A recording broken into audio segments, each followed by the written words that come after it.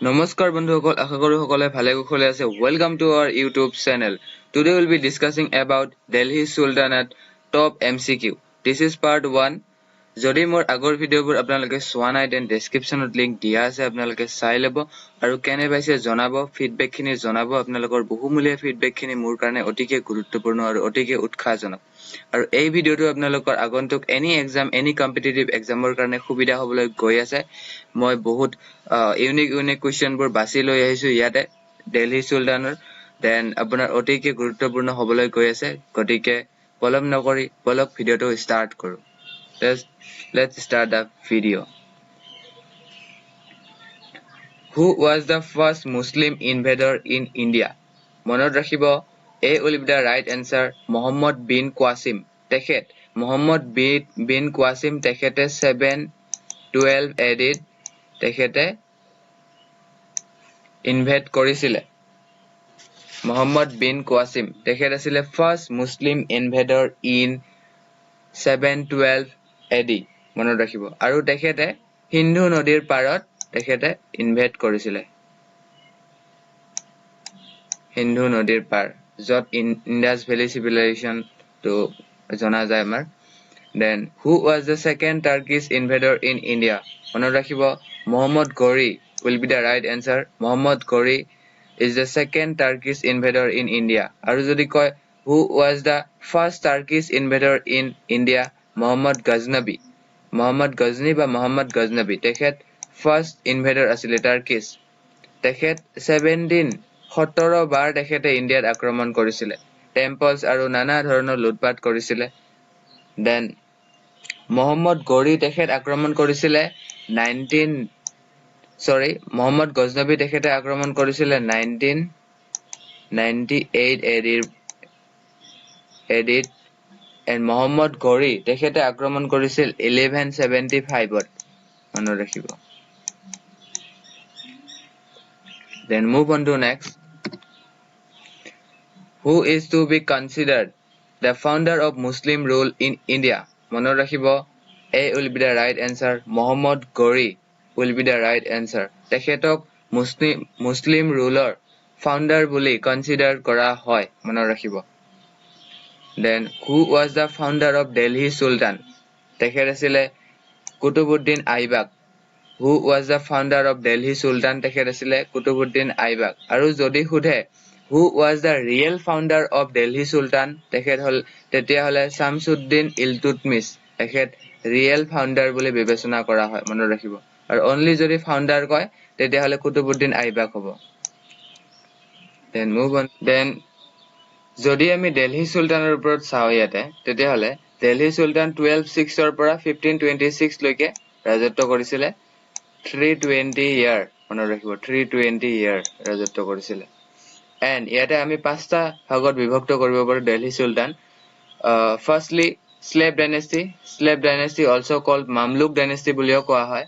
slave dynasty then Khilji dynasty then Tughlaq dynasty then Saidi dynasty then Lodi dynasty মনত ৰাখিব Tughlaq dynasty সবত আটাইতকৈ বেছি দিন ৰাজত্ব কৰা dynasty Tughlaq dynasty আটাইতকৈ বেছি দিন 94 ইয়াৰ ৰাজত্ব কৰিছিল মনত ৰাখিব আৰু Khilji dynasty আটাইতকৈ কম ৰাজত্ব কৰা dynasty মনত ৰাখিব আটাইতকৈ কম ৰাজত্ব কৰা 30 years মনত ৰাখিব 30 ইয়াৰ ৰাজত্ব কৰিছিল আটাইতকৈ কম Khilji dynasty আৰু আটাইতকৈ বেছি Tughlaq dynasty মনত ৰাখিব Khilji আপোনালোকে এনেকে এই দুটা কনফিউজ নহব কাৰণে আপোনালোকে এনেকে মনত ৰাখিব পাৰে এছামিজ টেক্সটত আমি এনেকে লিখো সৰু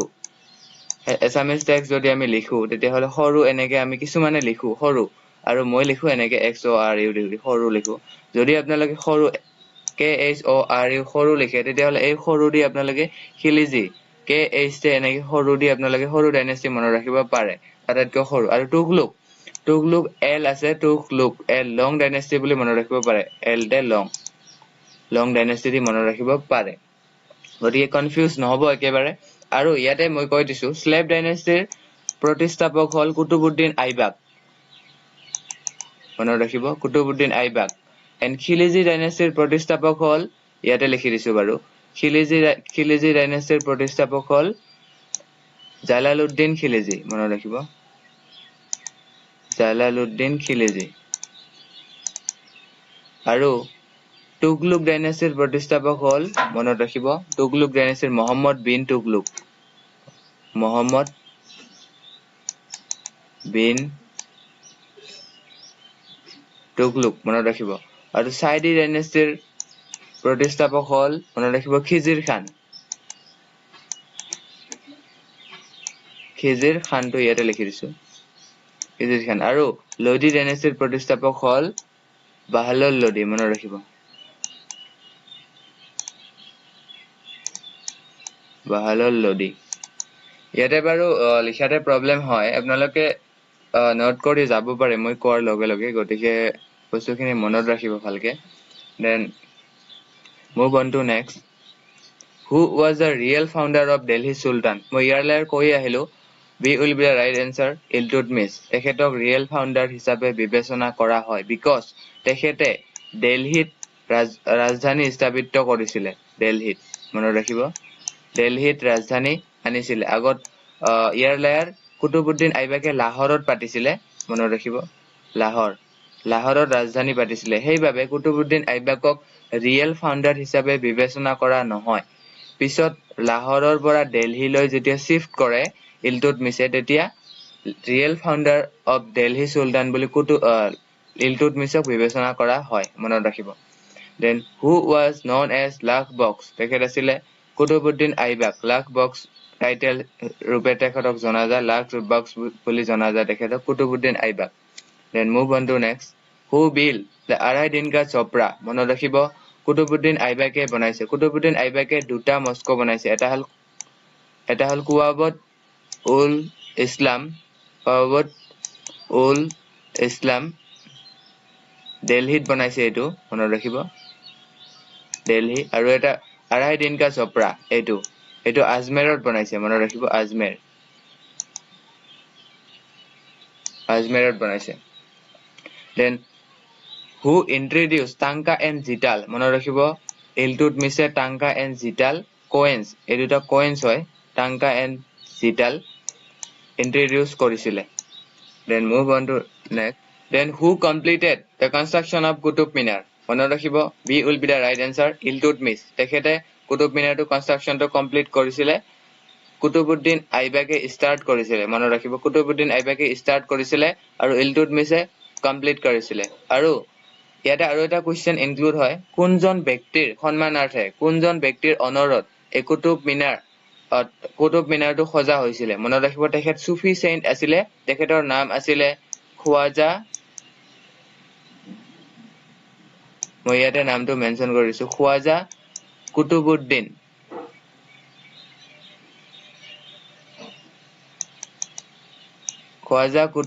Bakhtiyar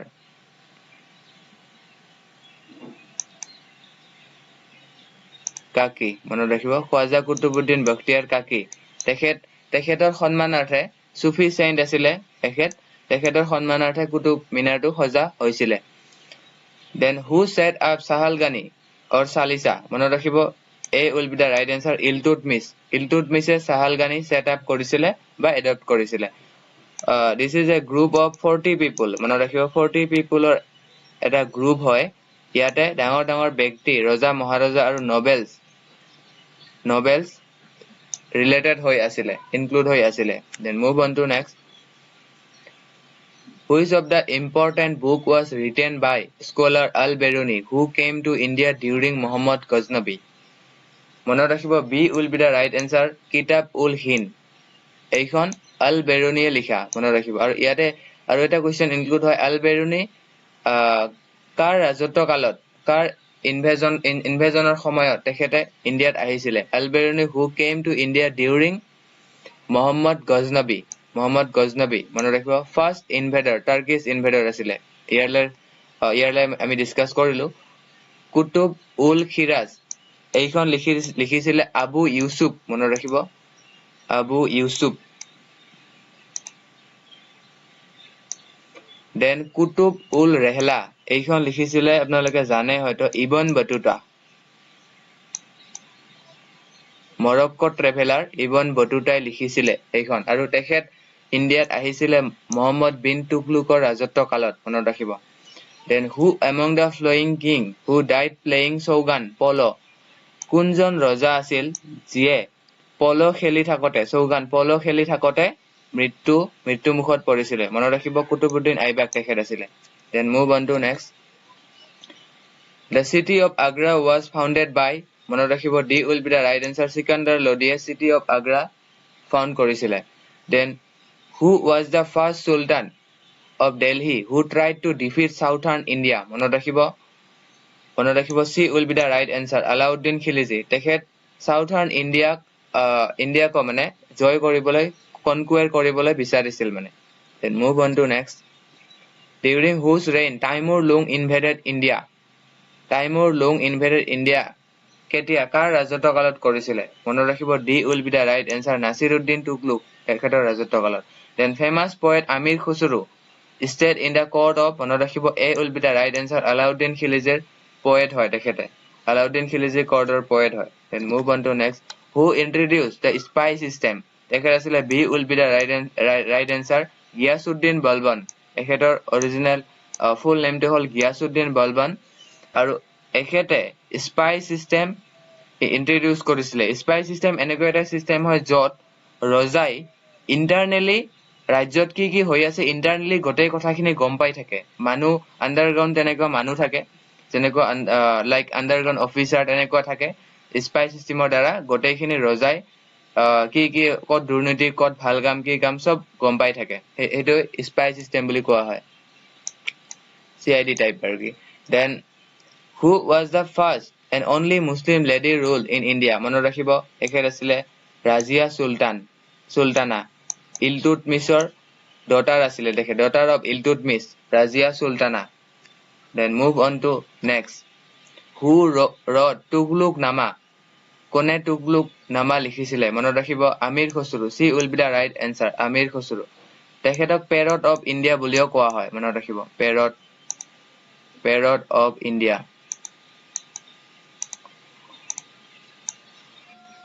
then where is the tomb of the famous poet amir khosru মনত ৰাখিব c will be the right answer allahabadot amir khosru tomb আছে then move on to next who is known as the darvasi king মনত ৰাখিব very important question who is known as darvasi king মনত ৰাখিব a will be the right answer nasiruddin muhammad তেখেতক darvasi king বুলি কোৱা হয় son of ইলতুৎমিছৰ পুতেক আছিলে তেখেতে মনত ৰাখিব nasiruddin muhammad darvasi king বুলি কোৱা হয় তেখেত very pious আৰু নোবেল আছিলে then who took up the title of Zil-e-Ilahi title কোনে গ্ৰহণ কৰিছিলে মনত ৰাখিব a will be the right answer Ghiyasuddin Balban তেখেতক Zil-e-Ilahi বুলিও জনা গৈছিলে shadow of god then move on to next who adopted a policy of blood and iron policy to কোনে adopt কৰিছিলে this was a will be the right answer Balban তেখেতে blood and iron policy adopt কৰিছিলে who earned the title of Tut-e-Hind মনত ৰাখিব তেখেত আছিলে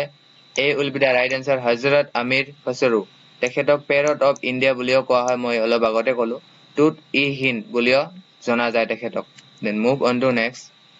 this is the last question who introduced Sijda and Paibos মনত ৰাখিব Sijda and Paibos introduce কৰিছিলে Balban Ghiyasuddin Balbane Sijda and Paibos introduce কৰিছিলে Sijda টো হল এনেকুৱা like ৰজা মহাৰজা বা ডাঙৰ ব্যক্তিজনক মানে এনেকে খুই পেলাই মানে সেৱা কৰিব লাগে ডাইৰেক্ট একদম খুই পেলাই সেৱা কৰিব লাগে মনাৰ্স বিলাকক and Paibos hall kissing the feet মানে ভৰিত চুমা খাব লাগে এনেকুৱা Paibos this is the system introduce কৰিছিলে by Balban মনত ৰাখিব then আজিৰ ভিডিওটো এইখিনি আছিল ভিডিওটো কেনে পাইছে জনাব ভিডিওটো যদি ভাল পাইছে লাইক কৰিব কমেন্ট কৰিব আৰু সাবস্ক্ৰাইব কৰিব আৰু don't forget to press the bell icon then only you can get the notification of the further videos